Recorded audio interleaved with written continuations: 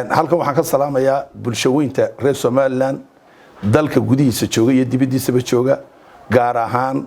taageerayaasha iyo kaadiriinta iyo madaxda xisbiga wadani meel kasto ay joogaan dalka gudihiisa iyo dibadiisaba halkan waxaan ku ogeysiinayaa wakiiladii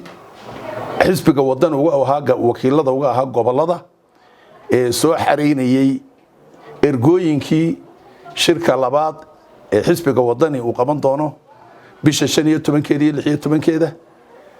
ayaa maanta waxaan ku dhawaaqanay in ergooyinka ay halka ku soo xidhmeen maanta oo bishu 7 tahay saacada aan hadlayo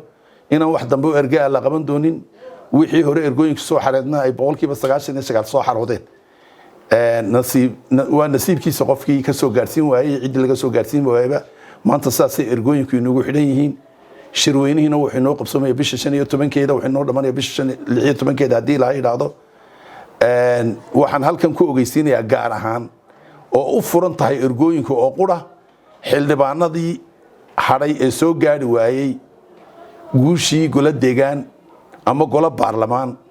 wixii dhiman ee aan soo diiwaan gelin inay si degdeg u keenaan iyaga way u furan tahay ilaa bisha 10keeda inay keenaan ugu dambeyn cidii harsani way sogtay inay keento soo dhaweyso ay soo gaarsiiyaan weeyaan waxa kanoon halkan ka sheegayaa in shirweynuhu maalintiisii qabsoomi doobno dibna aan uga dhici doonin hadii la yiraahdo halkaan ay ku xidhantay ergooyinkii la soo xareeyay sidoo horeba u sheegay oo ay noqon doonto mid halka ku dhameystirantay oo dhamaatay hadii la yiraahdo marka waxaan doonayaa dhammaan inaan ogeysantaa bixiyo oo dalka dibadiisa gudihiisa gaarsiiyo dibadiisa waxaan u jeedaa ergooyinka ka imanaya qurba jooga oo aan u wakiilanay maamulka xogayaha guud ee xisbiga wadani maadaama isagu hadii jeer xiriir gaar ah la leeyahay dadka qurba joogta ah qurba joogtiina way soo xareeyeen intii aan soo xareynin iyagu qurba joogta wali iyaga laftooda way u furan tahay ilaa bisha 10keeda inay qurba joogta soo xareyn karto laakiin cid kale oo lagu ogol yahay inay soo xareeyaan oo harsan ma jirto halka marka saasaan ogeysiinayaa waxa kale oo ogeysiinayaa in ay bilaabmi doonaan kaararka qaybintoodii bisha 9keeda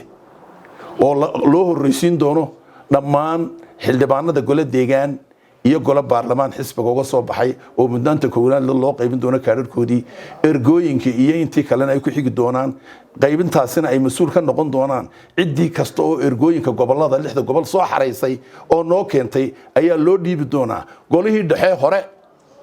ee maanta ergey isu bedelay ee gobol waliba lahaa waxaan u dhiibi doonaa qolooyinka mas'uuliyiinta ergooyinka imika soo xareysay inooga mas'uulaha ergadana iyaga gaar loogu dhiibayaa xildhibaanada golaha deegaanka iyo golaha baarlamaankana golaha qaranku iyagu halkan ay wada joogaan cid gaar ah u xil saarayna iyaga u geysa golayaasha deegaankana sidaas leeg waxaan u raacinaynaa ergooyinku inay gaarsiiyaan hadii la yiraahdo marka taasina saasaan u ogeysiinayaa way bilaabayaan kaar bixintii berrito waa bisha 9ka bisha ayay kaararkii oo dhan la bixinayaa oo la qaybin doonaa cid walibana la socoto oo la soo xidhiidho ergooyinka cidii ka soo qaaday way garanayaan alla xidhiidhan cid waliba telefoonadooda ku qoran diyaar baa loo yahay heegan baa loo yahay habeen iyo maalinba waa la bixinayaa xafiiska xogayaha guud ee daabacaadda iyo nidaamka iyo shaqada nooga hooseeya ee aan loo idmaday noo qabtaana habeen iyo maalinba shaqaalihiisa isaguba way shaqeeyaan saasan doonayay inaan ogaasiyo dhammaan taageerayaasha iyo kaadiriinta iyo madaxda xisbiga heer qaran ilaa heer degmo ilaa xubin ilaa tuulo assalaamu calaykum waraxmatullaahi wabarakaatuh